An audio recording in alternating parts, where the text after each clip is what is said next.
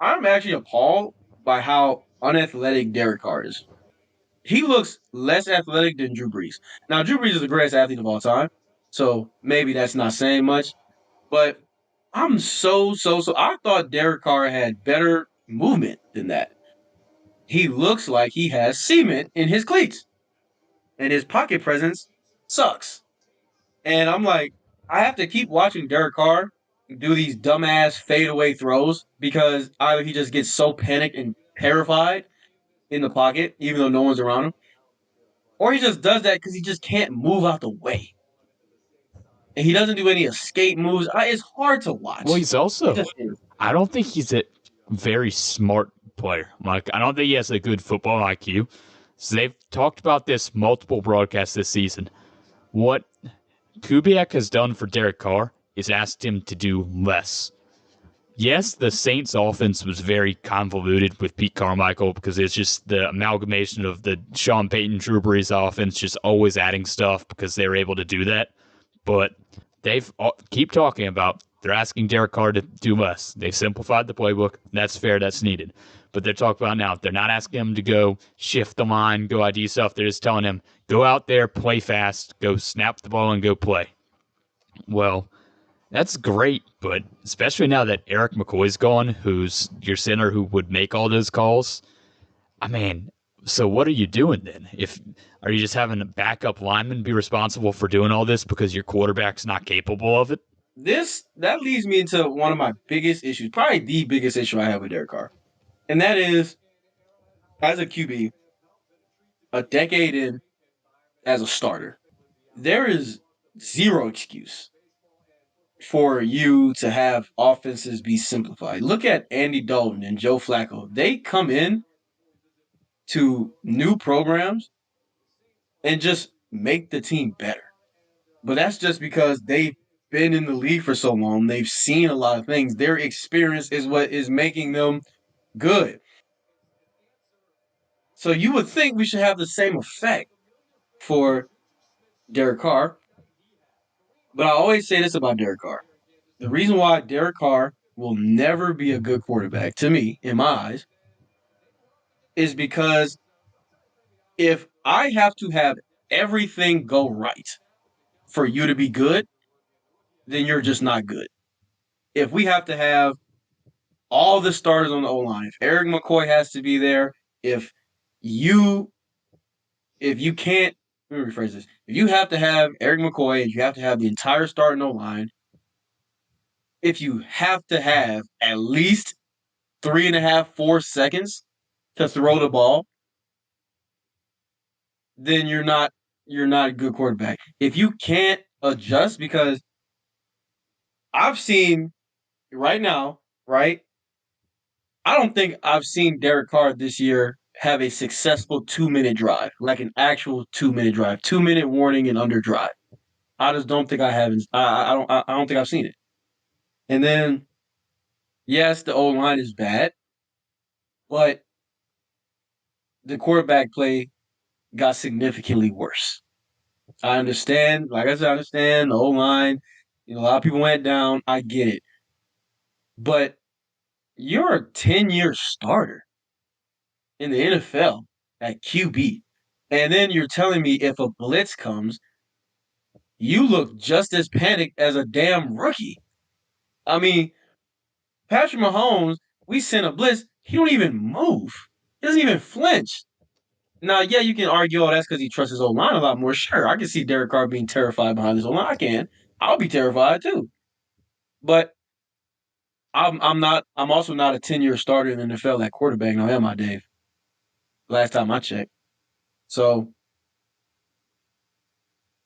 it's frustrating because Derek Carr is one of those QBs where the system has to fit him. And then I believe you asked me earlier, like, is it just because he's a dumb quarterback? Yes.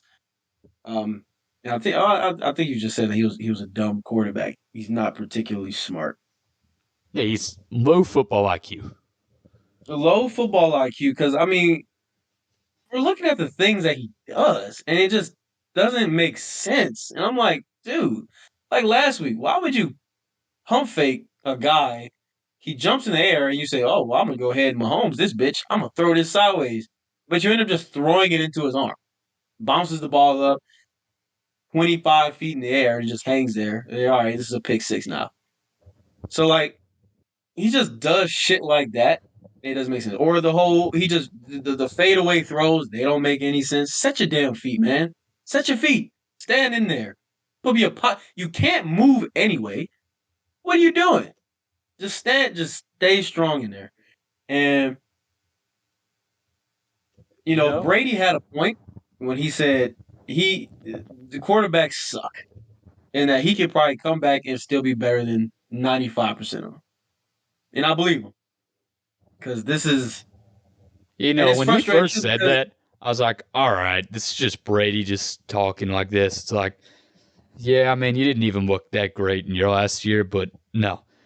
Now looking at how the season has progressed, quarterback play sucks. I mean, it's crazy how there's really just so much mid. And you're seeing this with the quarterback contracts. We've talked about that, and we'll keep talking about this whole season. You've got all these guys who are just not deserving the money that they're getting, or it's not that they don't deserve it. It's that they are not a top three, top five talent, and they're getting paid that kind of money. So the market's just a mess because you're paying mid quarterbacks top end money because you have to keep them. There's not that many great elite needle moving quarterbacks right now, but every quarterback is treated like that's what they have to be. Like being a game manager is seen as a dirty thing, but it's like Brady has said, there's nothing wrong with being a game manager. If you're a game manager and winning games, that's great. But instead, every QB is being paid like a top end QB, treated like they have to do that, make plays like that. And it's not working. Like, this is clearly something that's just not working out. And I'm very interested to see when this market crashes, when there's a shift in that. But I do want to say something about Derek Carr, because while we were talking, I thought of a theory. So you're familiar with how things went down with his brother's career, right? mm-hmm. Mm-hmm. With the Texans, Yep, correct? with the Texans. The most sacked quarterback. He was basically the original Andrew Luck. Just got beat up so badly that he retired, right? Mm-hmm. Well, Derek Carr, what does he do whenever he's pressured? He panics, He gets a panics. little scared, shrivels up a little bit.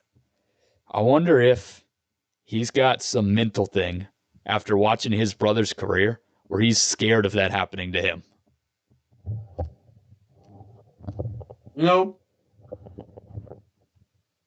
I would buy that if he hasn't been in the league for that long. I can't buy it. He's been in the league for too long I don't for know. that to be an He's excuse. been in the league, but he's been the exact same quarterback his entire time in the league.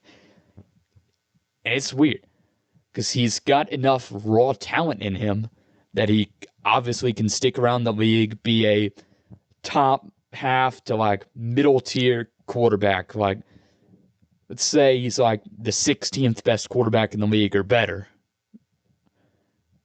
just about for his career.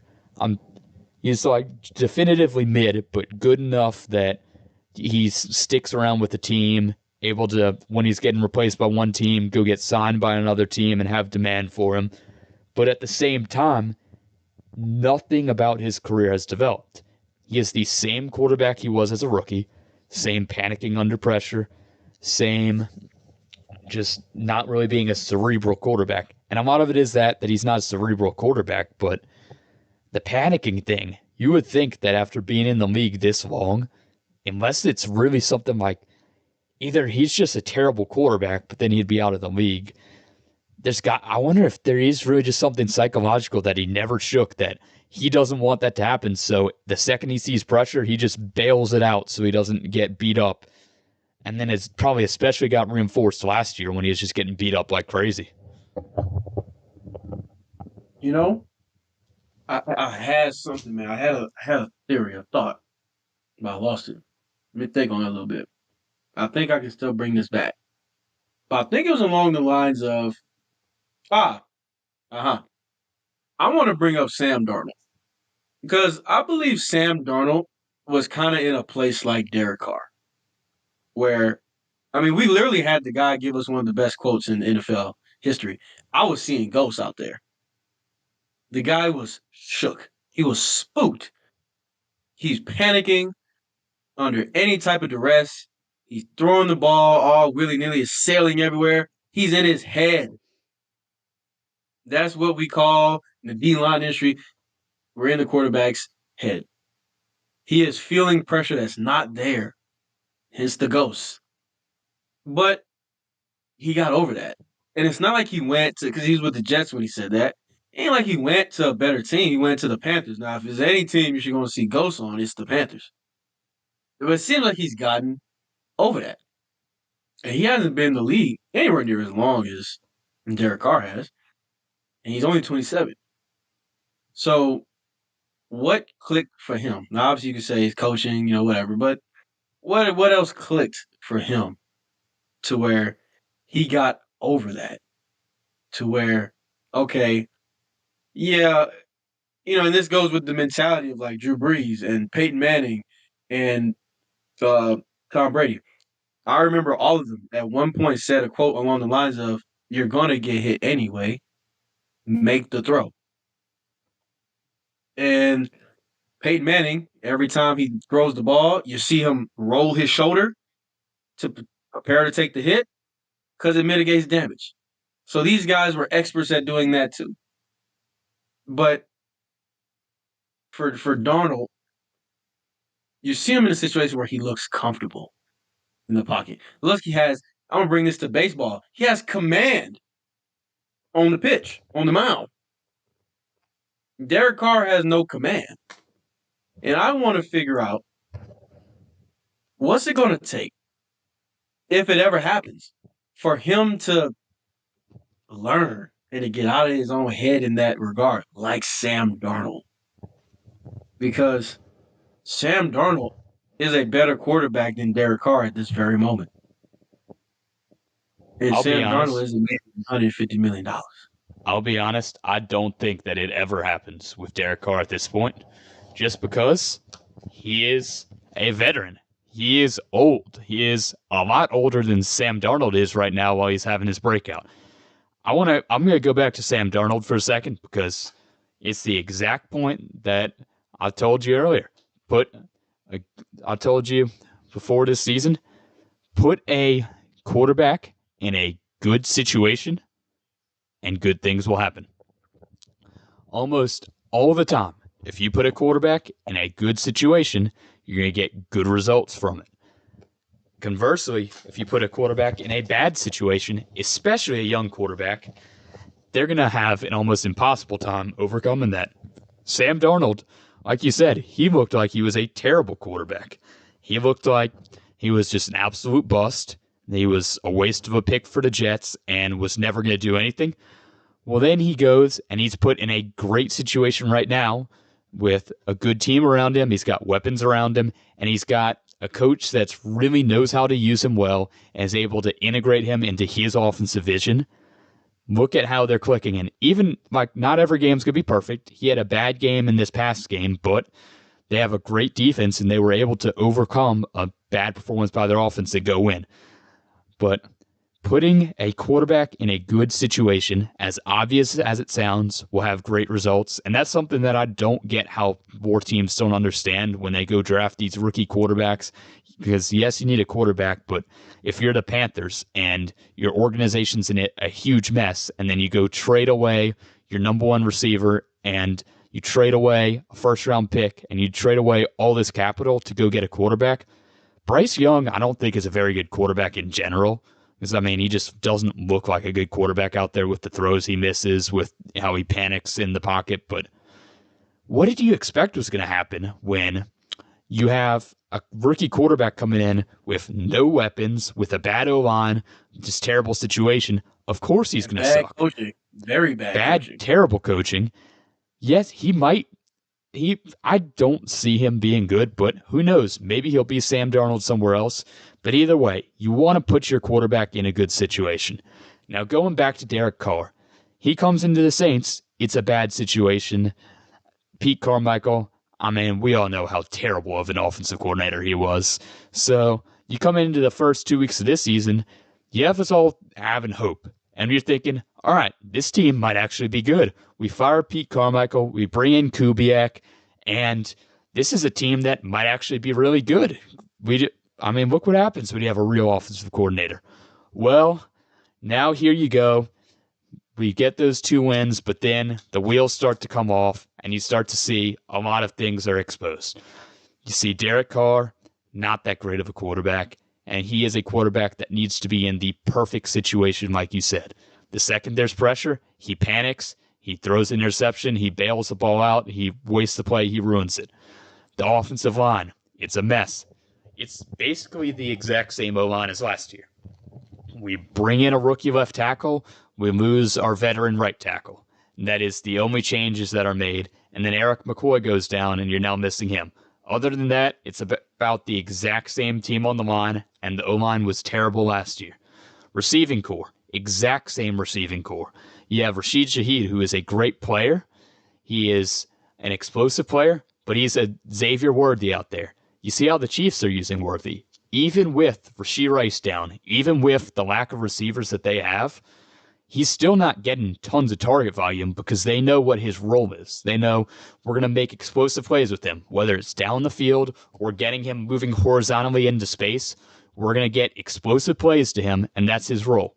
That's where Shaheed's best. You see him making these deep touchdowns and making these big plays, but when you ask him to make contested catches, he drops the ball because he's not a contested catch guy. But because we don't have any other receivers, he's the number 2 option, by far the number 2 option in the passing game. Because you have Olave, but after him you have Mason Tipton, you have Foster Moreau, Juwan Johnson, whoever's out on the field. Taysom Hill is not really used much in the pass catching game. He's our number 2 option on offense when he's healthy. I'm probably even over Kamara at this point, at least in the goal line. But you have Kamara, who it's kind of weird how we use him receiving this year. You would think we would use him more, but I don't like how they utilize him that much in the receiving game, actually. It's just a bunch of low-value targets. We struggle to get him the ball in space like we should, but beyond all that, it's a bad situation. And at the same time, you have a quarterback in Derek Carr who you know what he is at this point. And if he's not in that perfect situation where he can have a clean pocket, he's not going to be able to make those plays. So I think Derek Carr, I mean, the jury's out on him at this point. The Saints, I don't know that they'll look to replace him next year, maybe the year after, since unless we absolutely tank, get a top pick, and find a quarterback we really like in what looks like a weak quarterback class, I don't think there's going to be replacing him. Maybe Rattler is that guy, but it just sucks to watch this team because you know what you're going to get. And after all this hope, the first 2 weeks of the season where we beat bad teams, it's all circled back to looks like the exact same team that was out here last year. This brings me to a thought that I usually have around this time of the year, and I like to call it: Is coaching an NFL team that hard? Is being a general manager in the NFL that difficult? Because they're watching the same shit that me and you see, and everyone else is watching this or will watch this sees. And I find it very odd that a million other people outside the organization can see something and say, this is bad, or this is that, this is that, this is this. But the head coach can't see it, won't see it. Same for the GM. Like, I don't understand decision making of a lot of guys in the NFL. And the best way that I can sum it up is I just believe these guys are trying to be too damn smart for their own good. Like Nick Sirianni, for example, I know you don't like him as coach. I don't doubt that he's a smart guy. I just feel like he just overthinks shit a little too much, and that's what caused him to make dumbass decisions. Dennis Allen, I don't think is a smart guy when it comes to anything outside of defense, which is why his decision making sucks. And I think in this era of analytics, it is kind of watered down coaching a little bit because now it's like they use that way too much as a damn crutch. I don't care if the analytics tell me go for it on 4th and 3, and we're on their 20-yard line and we're down by 2. I don't care. I'm going to kick the field goal because the score is 3-8, whatever. It's a low scoring game. What good is it for me to not take these points if my defense has been going out here killing the game? And then, as far as with GMs, you look to sign Derek Carr. What in the hell did you expect Derek Carr to do for this team? You knew what this team needed. And it's the same thing I said with Sean Payton and why I heavily disliked his last year's here. Our receiving core was dog shit. And everyone on the planet knew we needed a receiver. But what in the hell will we go and do? Draft some edge rusher that's terrible. And it never made sense. And they say, you know what? Let's go sign an Emmanuel Sanders. Let's go sign Jarvis Landry in the later years of their career. Yeah, that would be enough. And we wonder why Michael Thomas got ran into the damn ground and his ankles and his legs don't work anymore. For decisions like that, is coaching that hard, Dave? I don't think it's that hard. And maybe it's because we're great football minds and maybe we see things a little bit differently. But these type of games and these type of decisions really makes me believe that I can be an NFL GM or Well, I look, can be an NFL head coach. I think that's a bad argument because coaching is hard. Like, it is hard to be a good NFL coach, obviously. Now, yes, there is like the nepotism, though, like people getting in because they're a part of a certain tree or whatever. But on the whole, it's very hard to be an NFL head coach. Otherwise, you would see more people, or maybe even college, let's say, because there's more jobs in college. You'd say, oh, people would be able to get into that. Yes, a lot of it's how it's set up, how it's really hard to get into that world because it's such a closed circle, but it's hard. If we went out and we were the head coach, we would probably struggle. The thing that stands out with coaches and that really separates the good coaches from the bad coaches, and the thing that makes people think that, oh, I could be a head coach, I could do this, I could do way better than Dennis Allen, is the stupid decisions that you see. Dennis Allen is a great coach. He is a great defensive mind. He has a lot going for him. But as a decision maker, that is where he and a lot of coaches struggle, and that's what leads to conversations like this. So like you saying, oh, I could go be a coach, I could do better. You might not be able to do better on the whole coaching side, but the decision making is where it's concerning. When you have a guy like Dennis Allen, when you have a guy like Zach Taylor, when you have a guy like Nick Sirianni, when you have a guy like Brandon Staley is a perfect example of it, who got fired last year, where great coach, great mind, terrible, terrible decision maker. And those bad decisions, just time and time again, costed the Chargers until they finally let him go. This is what stands out with coaches. Good coaches know when to take risks and when to make these kind of decisions. Bad coaches will go for it on 4th and 8 after their third down play call was to take a deep shot instead of gain some yards to make the fourth down easier, which is eerily similar to what we did last week when we went for it on 4th and goal from, it's all right, the 7-8 yard line after losing yards on third down and becoming less manageable, where if we kick a field goal, we're in a good position. But since we don't, those points come back to bite us. It's those bad decisions that coaches make that get them fired and makes them look like idiots when they might be a great coach and really know their stuff, but they're bad decision makers. Maybe I drink a little too much medicine. I'm saying, oh, I believe I can do coaching. I still do think I can coach because I think I have enough X's and O's to do it. But I understand that coaching just isn't about decision making, but also a big part of coaching is decision making. Because in this game, right, you burn your timeouts because you don't get the call in on time. I mean, Kubiak, you should have the play in already. And I get it, his first year doing it, but that's not rocket science. It's not rocket science to, all right, if we're going to go 4 on 4 down, which actually it tells me they did not have a plan. This was not a cohesive thought. This was not a, all right, so on this drive, no matter where we're at, we're going 4 on 4 down. This was, yeah, you know what? We're in the red zone. I'm a defensive head coach. I believe in my defense to give me another stop. Why not? Let's go 4 on 4 down. That last play and the play last week on third downs both showed me that we did not think about going for it on fourth down as the next play. It just kind of happened. That's not okay. And then this whole this whole debacle with just how the decisions are made in terms of personnel. I don't. I'll be honest. I don't like this two receiver shit from Kubiak. I don't. I don't like it. I don't like having really two receivers on the field and running 12 personnel. I don't like it. I don't.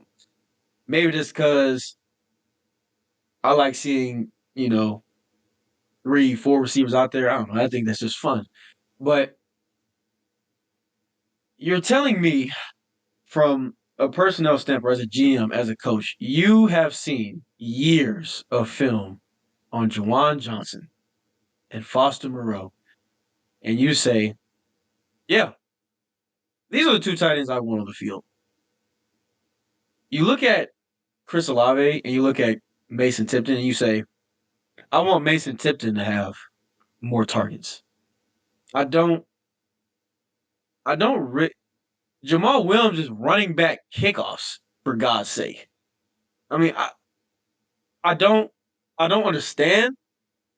Maybe maybe they know something I don't because they're actually in the organization. But from the outside looking in, those decisions don't work. And even the decision tonight, we only ran play action 4 times. 4. Derek Carr has less completions in 3 weeks, I think, out of play action than he did in the first 2 weeks. He had 15 in the first 2 weeks. He only had 14 in the last 3 weeks. So Kubiak has clearly went away from what we were doing the first 2 weeks. I think maybe he's having a little bit of overcorrection right now, and I think maybe he's starting to spiral a little bit because his little perfect world mastermind game plan is not going the way he wants, and he's kind of starting to flounder a little bit. And we get to see what type of coach he is for real.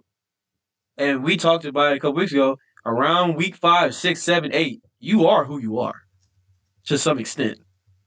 I think that plays more in the college ball, the NFL, because it's 18 games. But you is going to get harder and harder to flip this. And I mean, we're 2-3 right now. This is like the best record that Dennis Allen has had within 5 games in his entire career. And then once again, decision making as a GM, you look at a guy like Dennis Allen, you say, yes, this team can win with him. And you get up there on a press conference and say, yeah, well, he can possibly be a Hall of Fame head coach. Look at all these Hall of Fame head coaches that started out bad before. It's just ignorant. And I hate it because this team, I'm going to be honest, probably may never go anywhere as long as Mickey Loomis is here, for example. One of Mickey the, Loomis is the godfather. I think he might be the longest tenured GM in the league. If not, he's one of the top three, which you never see GMs stay around that long. Any and look, he's in the will of Tom Benson. He's basically the Godfather. He can't go anywhere. He won't go anywhere. Gail Benson will never fire him. He has to retire on his own volition. And it's like what I say with Jerry Jones. At some point, you're just gonna have to force a motherfucker out because they are not helping your team. They're only hurting it. Uh, yes, Mickey Loomis is an absolute genius at cap management, but Kai Hartley can do that shit too. Terry Fontenot could do that shit, and you let Terry Fontenot walk to a division rival. And this team is being held back because the old guard won't let go.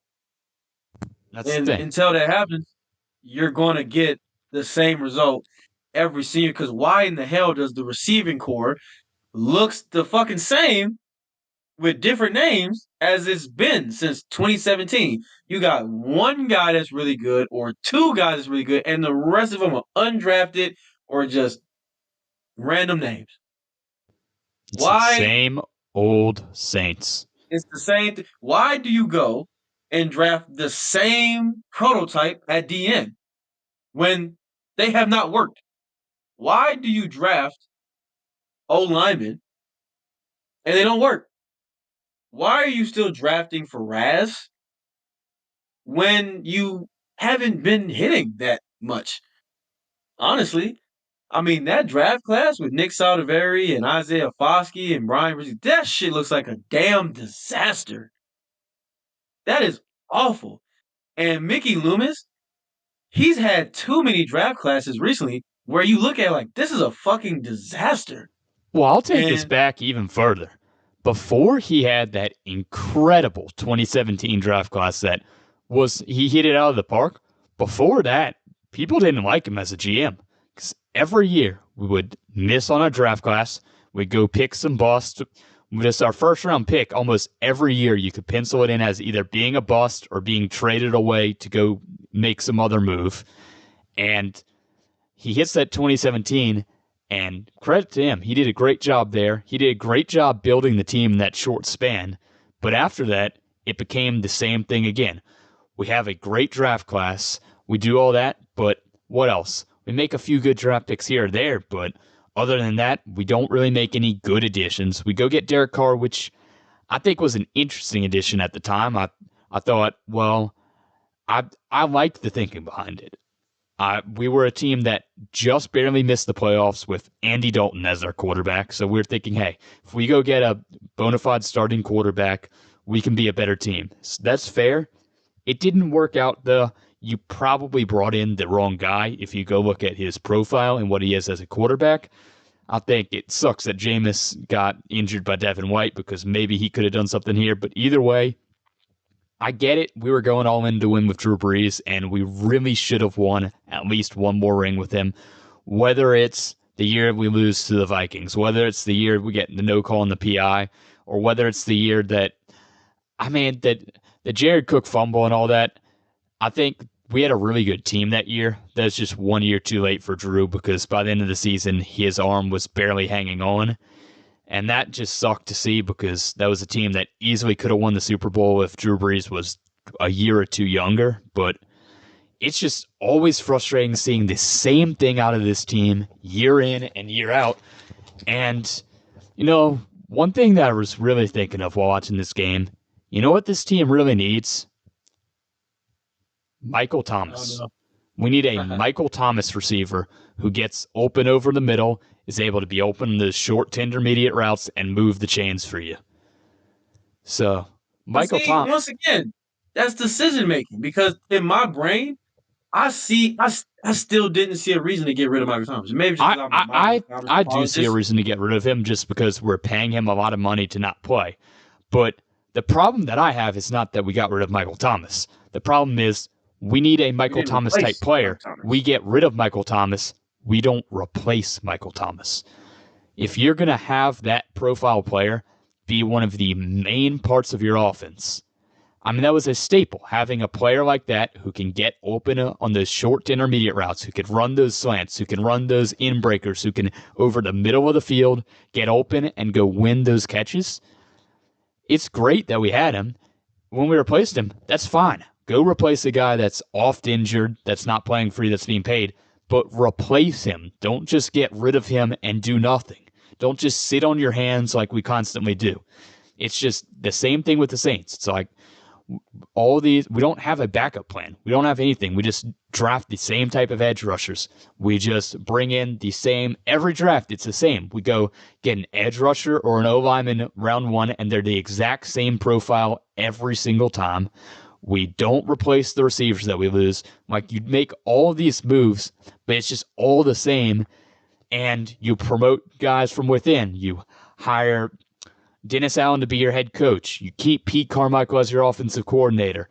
It's like everything's just the same, and it's just a complacent organization. And I get that it's this whole family structure and all that, but no, you've got to make actual moves at some point if you want to be a real contending team.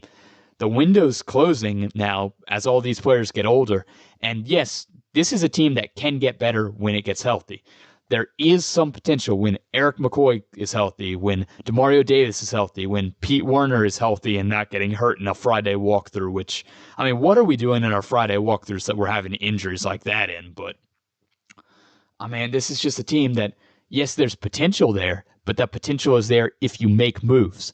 Yes, we are in a quote unquote weak division. I think it's not as weak as people said, but it's still a winnable division. But it doesn't matter if you don't make the moves that you need to become a better team. And it's not just throwing up a prayer at this guy hits. No, it's making smart moves. And that's something that Mickey Loomis has really, throughout his whole career, struggled to do. He does terrible in most drafts.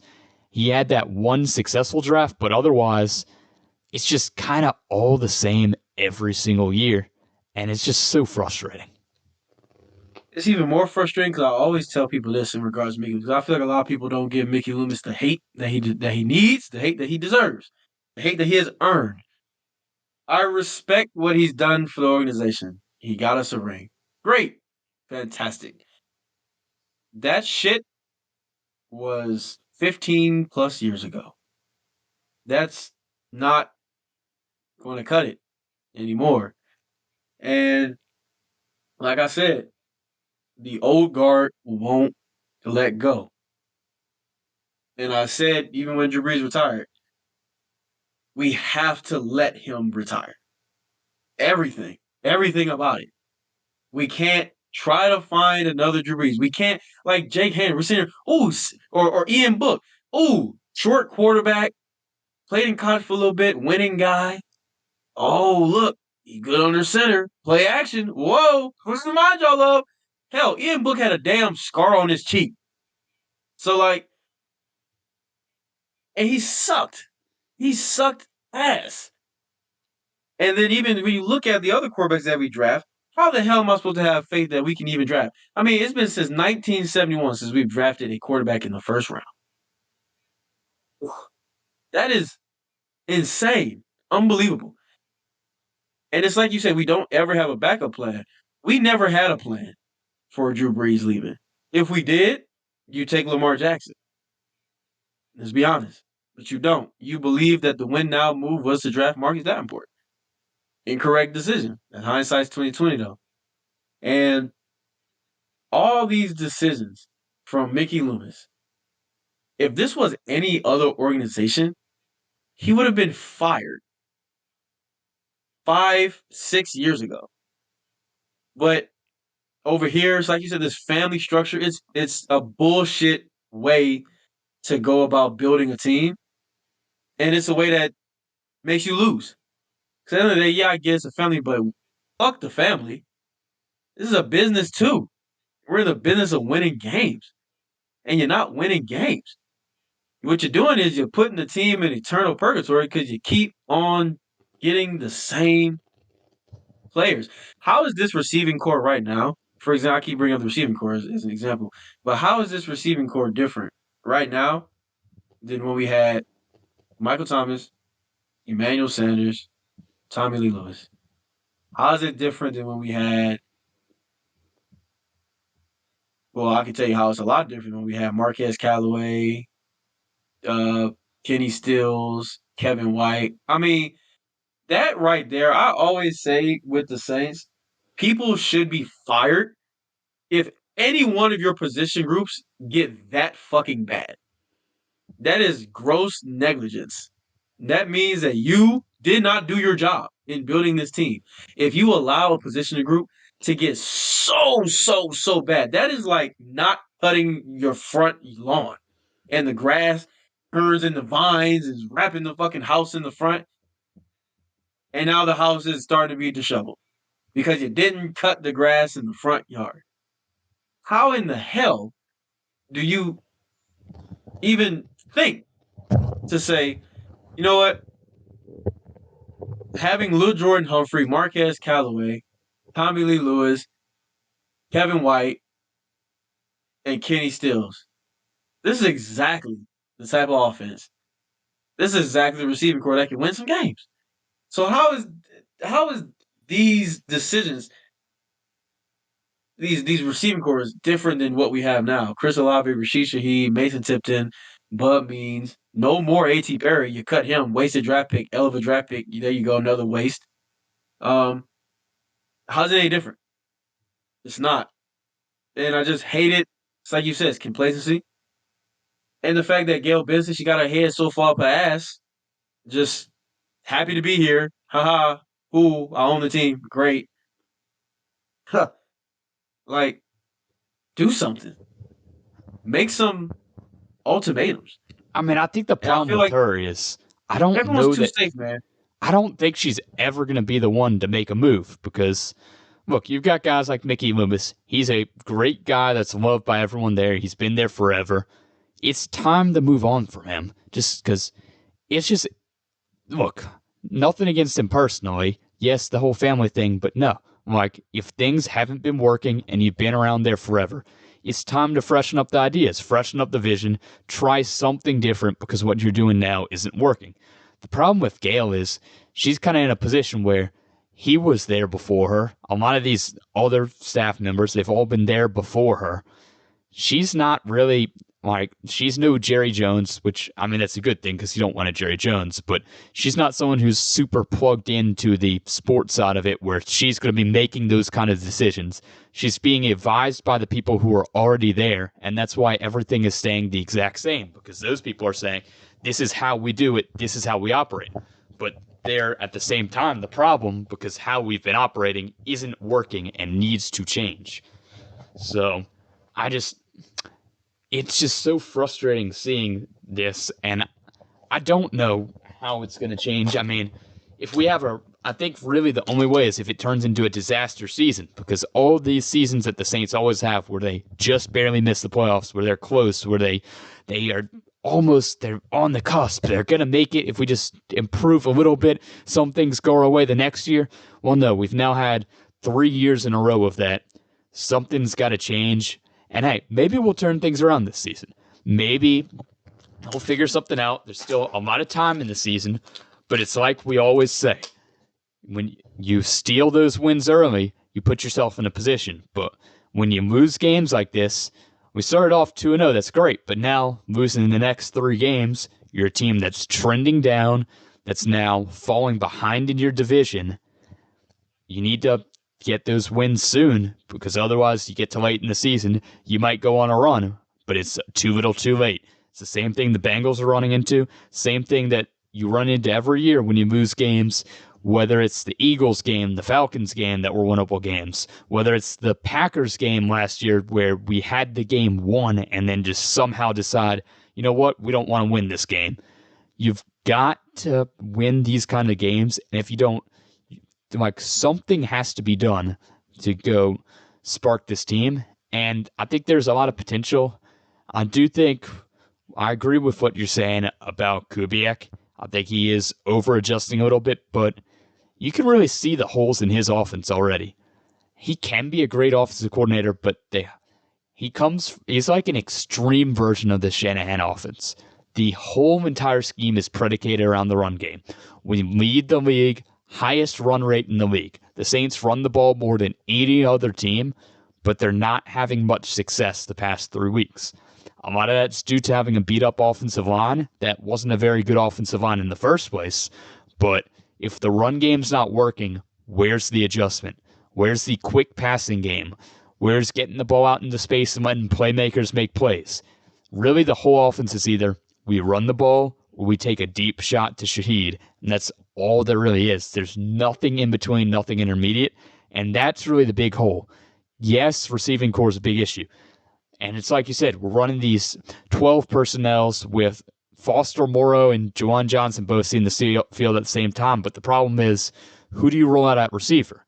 It's like we keep going back to the receivers. Well, that's a big problem. Chris Olave is a great player. Shaheed is a great gadget player. You have nobody else and nobody in between that.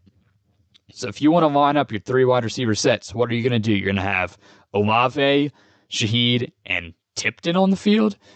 You're going to bring in who knows who else that you want to bring in on the field. So you really don't have that other guy. Who are your threats? Let's go to your defensive line. So the Saints roll out we're going to roll out an 11 personnel.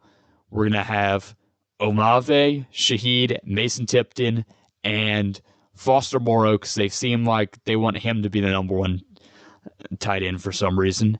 And we'll say that Alvin Kamara is out there on the field, even though for some reason in passing downs we keep putting Jamal Williams in a lot. But that's your personnel. What are you keying in on the defense when you see that personnel out there?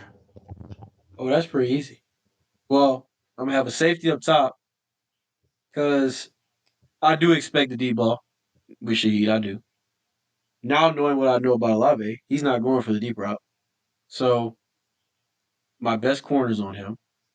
And I might even not really necessarily bracket him, but I'm gonna definitely have someone on him and then a zone that can kind of sit in where his windows would be.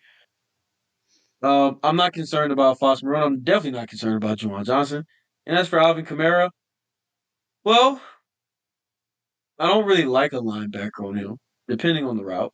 Maybe we do some trades. If he goes out for a wheel, we trade it off to maybe a nickel type player. If he stays inside on like a Texas route or an in route, block and release, yeah, I can throw a linebacker there, kind of sit in that space. But really, what I'm trying to say is I'm taking out Olave, I'm covering the deep ball, and really everything underneath is going to be underneath. Alvin Kamara is going to be underneath. Foster Moreau is going to be underneath. I think I might be able to just man up fucking Mason Tipton. Go ahead and show me that you can win, buddy. Go ahead and do it. And then, for Jawan, I mean, he decoy route at that point. Um, it's not hard. It's not. And then I can even say this: why do I need to do all that when I know that my front four can probably get there anyway? I don't have to do much on the back end if my front four is getting in the face of Derek Carr. As a matter of fact, you get in the face of Derek Carr, I don't have to worry about Olave. I don't even have to worry about Shaheed. I really don't have to worry about anyone because he's gonna panic and throw it away or do some stupid shit. So, as a defensive guy, stopping the offense isn't difficult right now. Um, that's what I would do. But I do want to bring up something, and it's kind of repeat of what we've been saying, but I want to make it quick. This team is so predictable. It's really bad when for over a decade I've been able to predict the plays that we're gonna do. It's bad when since really I started watching the Saints, I can't remember a time we were ever good at stopping tight ends. Why has that always been the issue? Why is it that we get a really good receiver and then we just surround him with bullshit and say, "All right, man, work your magic. You all we got, but you're that good, right? Go ahead, go earn your money." Why is that? What happened to the Marcus Colston and Devery Henderson and Robert Meacham and Lance Moore receiving core? What the hell happened to that? Well, that's the problem right there, that receiving core. Because that receiving core was a great receiving core. But look at the profile of the guys. You have your best receiver there, seventh round pick, like 4 picks off of being Mr. Irrelevant. You've got a bunch of other, you don't have any high draft capital, high free agent capital. And it worked. And it worked for 2 reasons. It worked, one, because they were actually good players and we actually did a great job of talent evaluating to bring them in. And the other reason it worked is we had Drew Brees. And Drew Brees could make that work, right? Well, who do we not have now? Drew Brees. But we still try and make those same kind of receiving cores work when it's not going to work when you don't have a Drew Brees quarterback that can't make them successful. Look what happened when any of those guys left the Saints. When Kenny Stills leaves and he turns into nothing. When Jimmy Graham, who looked like he was arguably the best tight end in the league with probably only Gronk ahead of him, he leaves and he turns into nothing. It's just the Saints. The Saints now are that team that those players left and went to. They're not the Drew Brees Saints, but they think that they still are, and they think that they can Tell still you what, operate like that. you really do a really great job of picking up what I'm putting down because that's what I was fishing for. With me starting the whole thing and then ending up with that specific receiving core, that's what I was trying to fish for.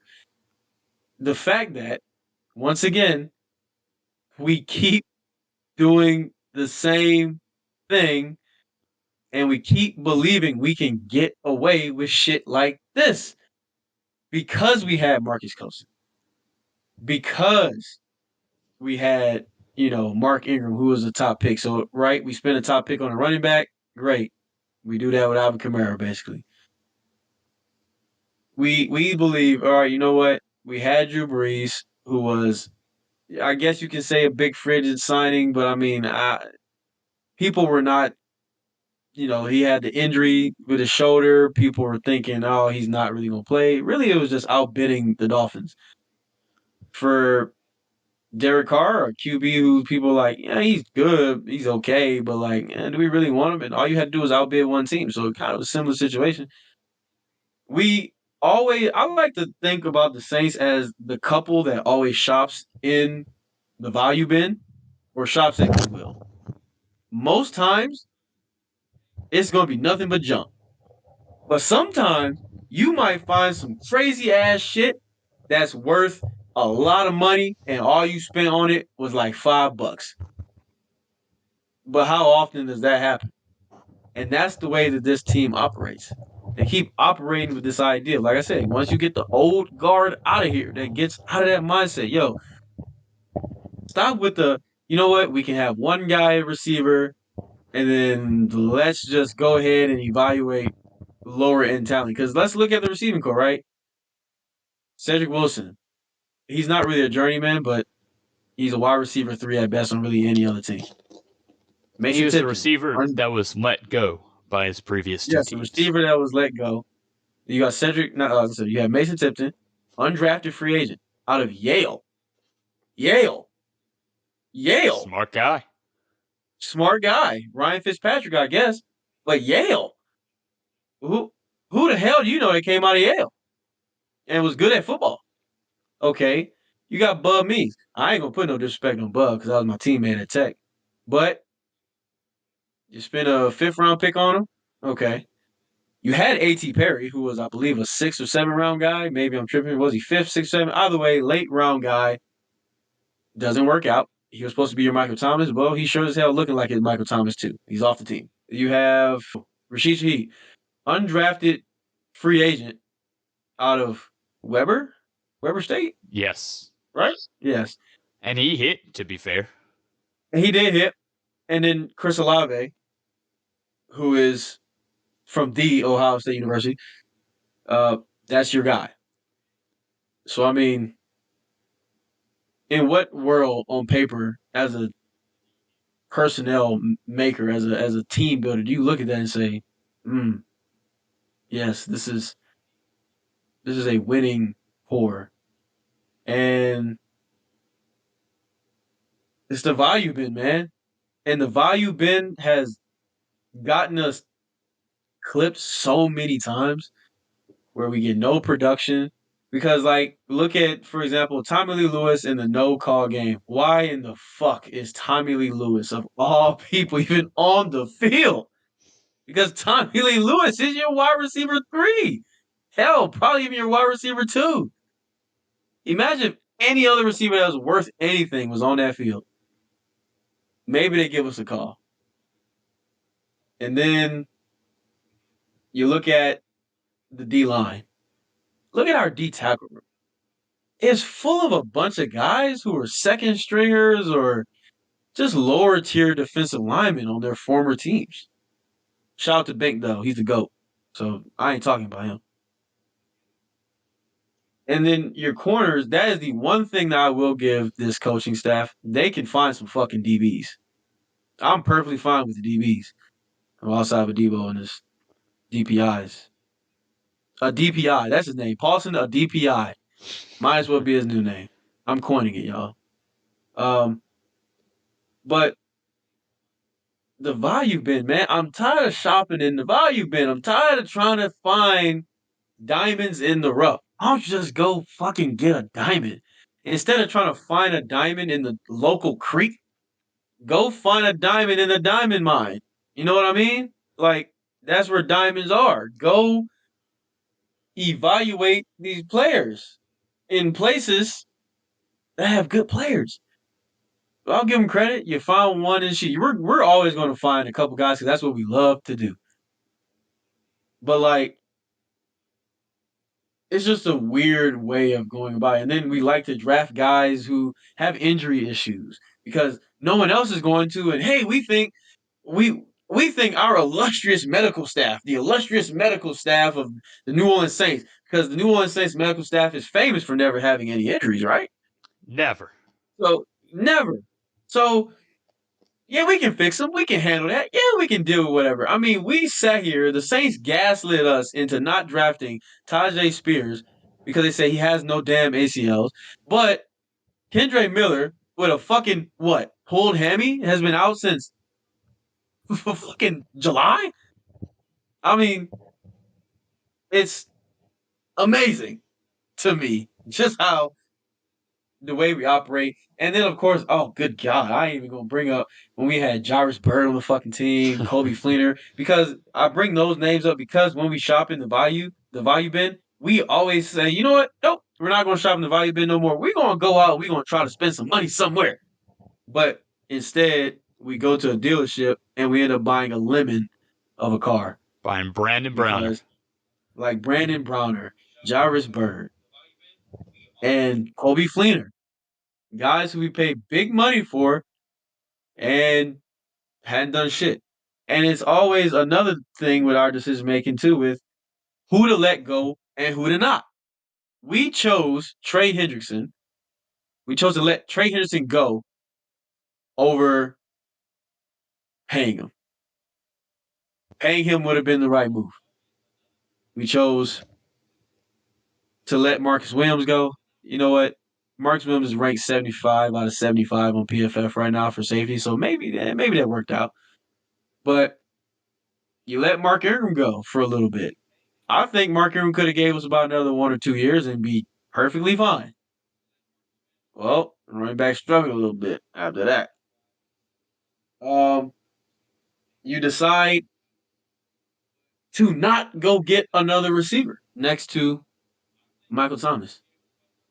You decide to not go get offensive line free agents, but keep trying to draft guys like Trevor Penning.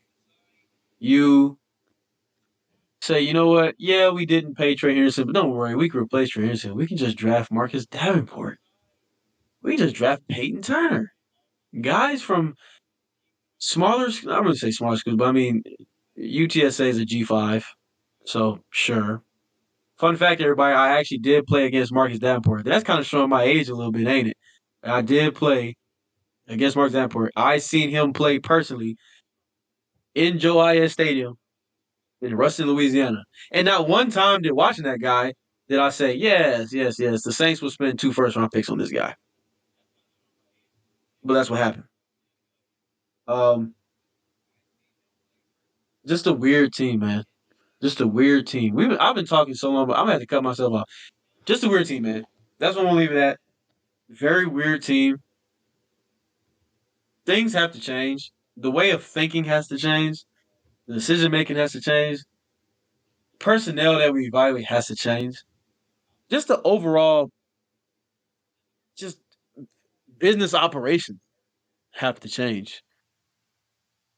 Because if it doesn't, then we're going to be here 10 years later here on DBG saying, man, why the hell did we let that tight end go for 150 yards last week?